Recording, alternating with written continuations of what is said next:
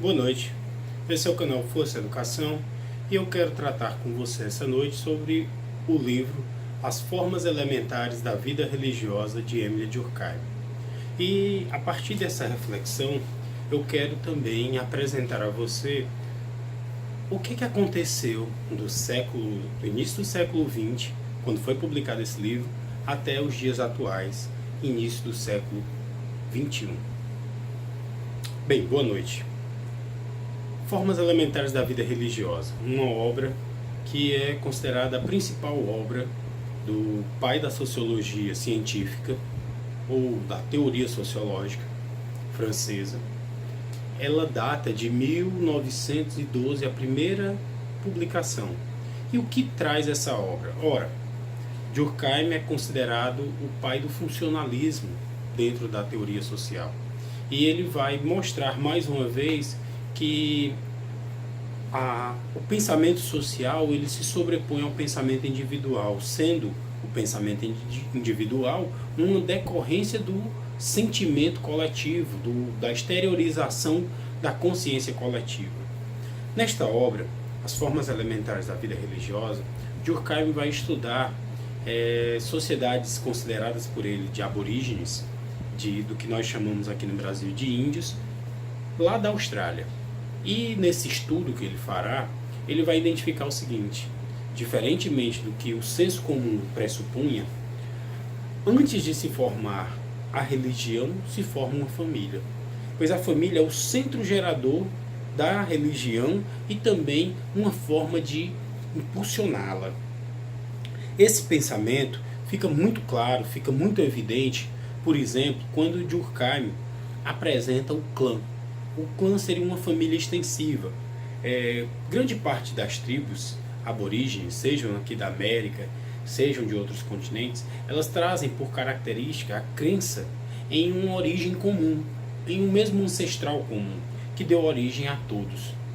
E, portanto, todos são parentes entre si, e por isso devem defender-se, devem prover o seu sustento e devem igualmente lutar por sua sobrevivência.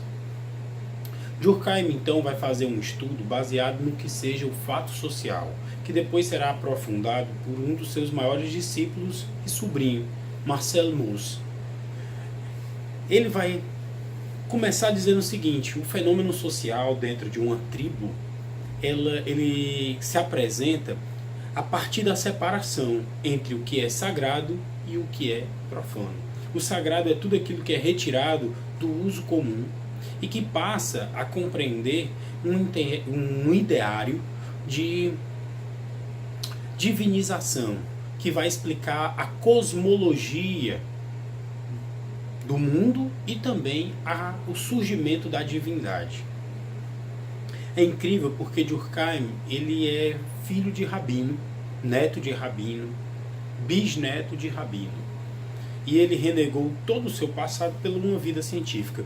E parece que nos seus últimos escritos ele vai reconhecer que, na verdade, a vida religiosa não pode separar-se de uma vida científica. Durkheim foi muito criticado nessa obra por negar a questão da individualidade humana, chegando um de seus intérpretes, Nisbet, o norte-americano, a chamá-lo de representante mor do conservadorismo.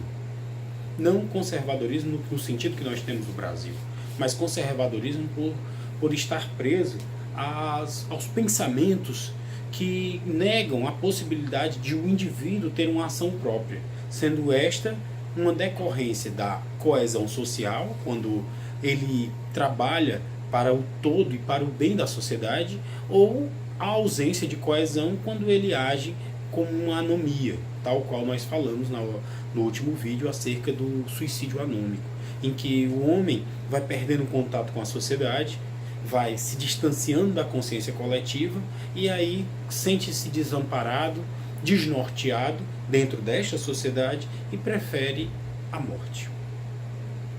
Com as formas religiosas é a mesma coisa. O homem, em conjunto na sua família, que no caso é o clã, ele vai constituir aquilo que é o sagrado.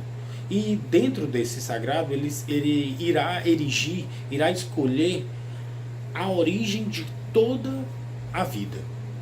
Essa origem de toda a vida sempre recairá ou sobre um animal ou sobre um vegetal. Se for um animal, o animal representará a divindade. E aí eu poderia citar um exemplo para vocês, meus amigos que mais me assistem, o exemplo de Naruto. O desenho, o anime ou o mangá de Naruto, ele retrata bem isso. Na história de Naruto, existe um sábio ancestral, o Rikudo Sennin, que instituiu as artes ninjas e que é o primeiro a ser o sábio dos 6 caminhos. Este sábio dos 6 caminhos foi ele que criou as bijus de cauda, animais elementais que controlam grande poder.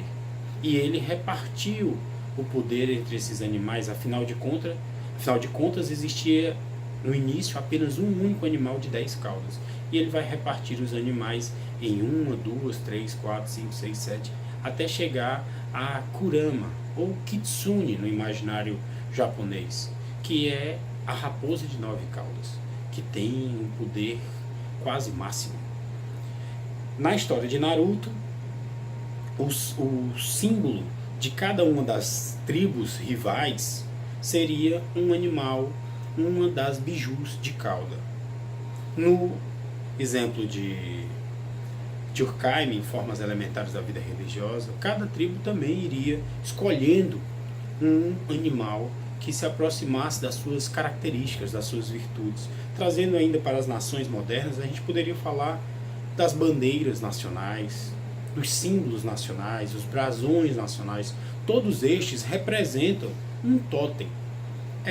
Porque é retirado do uso comum e passa a ser respeitado e proibido, tal qual descreve Durkheim, a banalização ou mesmo a maculação deste tótem. Todas as outras coisas passam a ser consideradas profanas, ou seja, de uso comum. Uma coisa, quando é sagrada, você não pode comer, você não pode usar, somente em momentos ritualísticos ou em determinadas épocas do ano. Uma coisa que é do uso comum, você pode comer, usar indistintamente. Esse pensamento, ele se sobrepõe ao indivíduo e vai fazer com que o indivíduo forme a sua moral, e quanto mais a moral estiver encetada dentro do indivíduo, mais ele estará dentro da sociedade. Seria basicamente hoje a gente tratar das pessoas a partir do que é bom para a sociedade e mostrar para elas que não adianta querer sair da sociedade, pois a saída da sociedade sempre leva à solidão e muitas vezes ao desespero. É isso, por exemplo, que nós encontramos quando a gente vai para os tratados de psiquiatria, em que muitos jovens demonstram a esquizofrenia. Mas Durkheim não queria, de modo algum, tratar de traços individuais da personalidade, pois isso ele acreditava ser a seara da psicologia, e ele queria uma ciência, a sociologia. Por isso ele vai procurar somente aqueles elementos exteriores, gerais e coercitivos aos indivíduos. É por isso que ele vai tentar compreender a família, as instituições sociais, como a igreja, a escola, no caso a educação, não a escola. E, principalmente, Durkheim vai dizer o seguinte: mesmo nas sociedades mais evoluídas, a religião não para de ter a sua função social, de integração social, de unir as pessoas.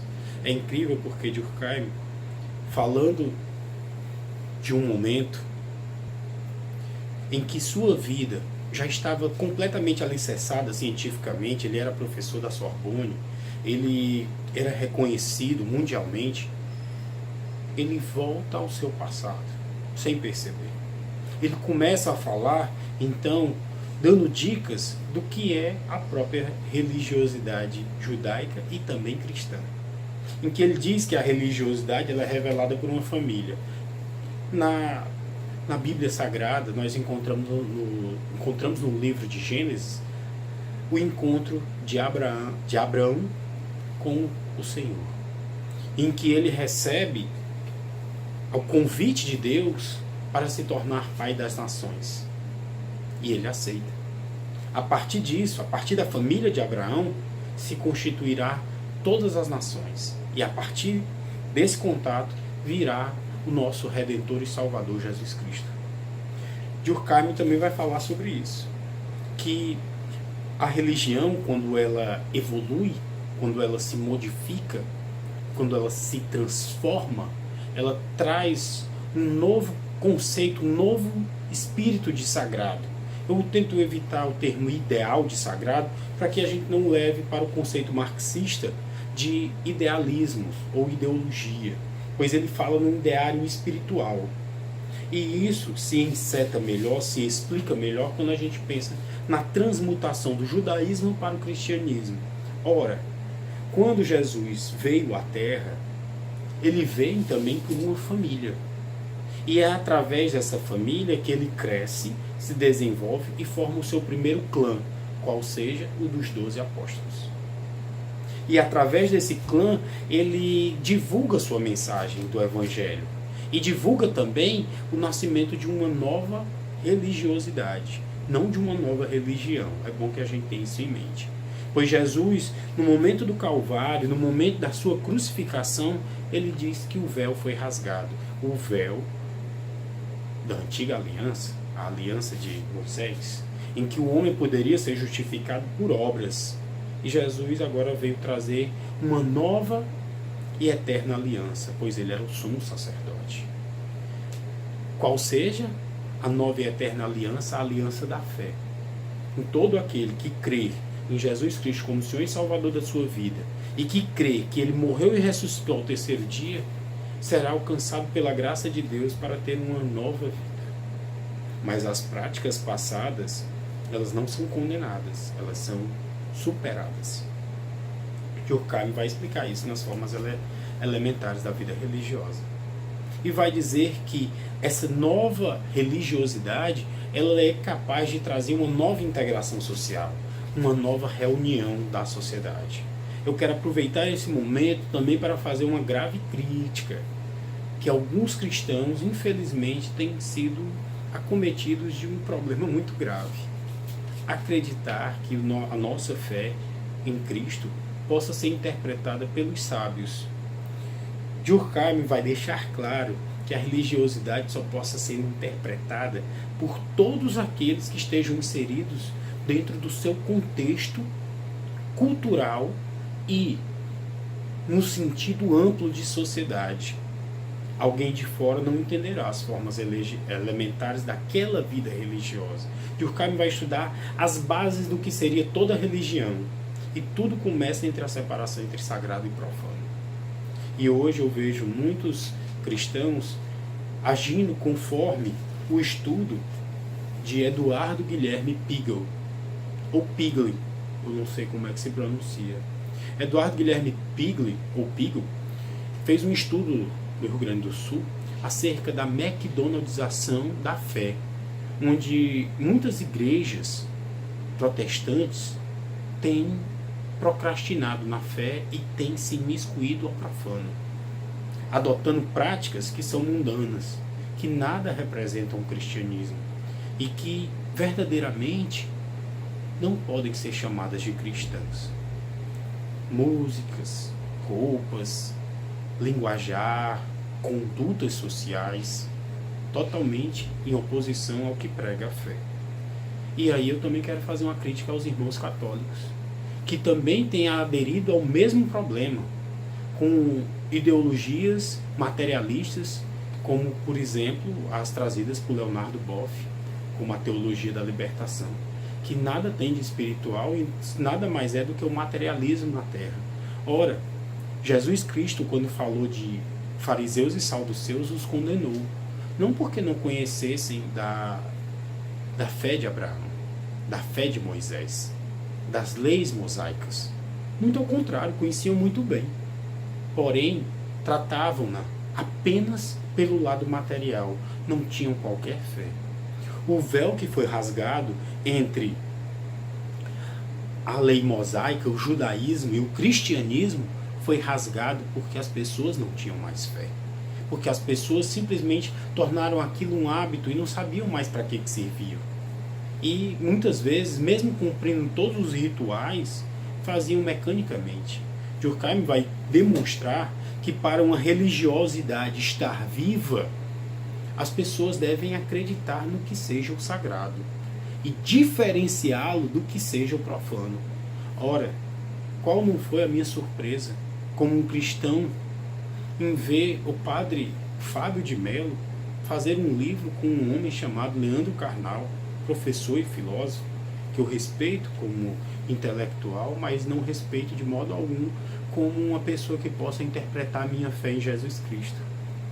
Um homem que disse que o inimigo de Deus, o diabo, foi o primeiro empreendedor, pois criou uma rebelião contra Deus.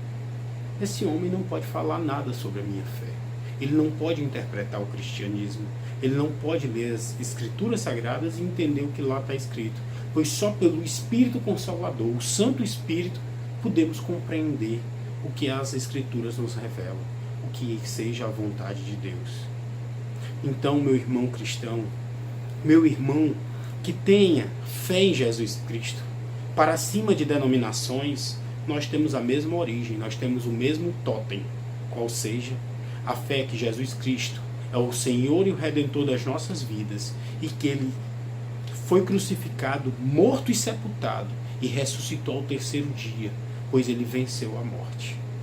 Toda a ciência, todo o conhecimento jamais alcançaria isso, somente pela fé, pelo amor, tal qual Paulo assim nos revela na primeira epístola aos Coríntios, capítulo 13, nós podemos entender um pouco dessa graça, que é o amor de Deus.